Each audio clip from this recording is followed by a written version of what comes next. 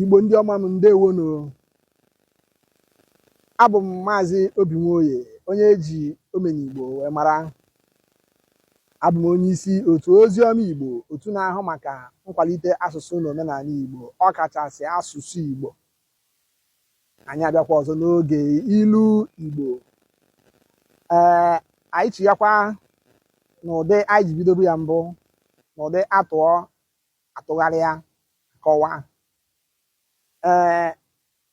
Anyị ga-ewetakwara unu nke isiokwu tata bụ eji na iwe oke suo ụlọ ọkụ. Eji na iwe oke suo ụlọ ọkụ.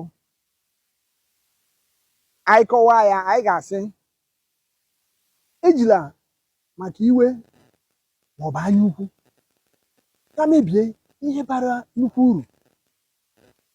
Ejina maka iwe maọbụ anya ukwu ga mebie ihe bara nnukwu uru. Nke a bụ nkọwa ya. Anyị buruzie ya gaa na ntụgharị. Anyị agaghị atụgharị ya n'oyibo.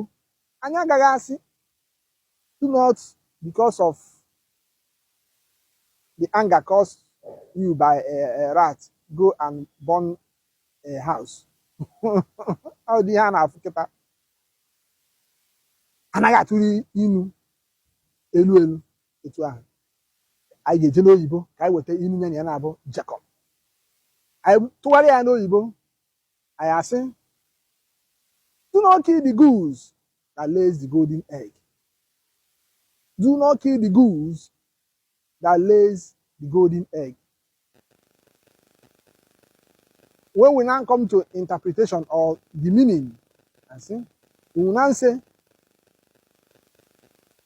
do not, because of greed or anger, destroy something of value or importance.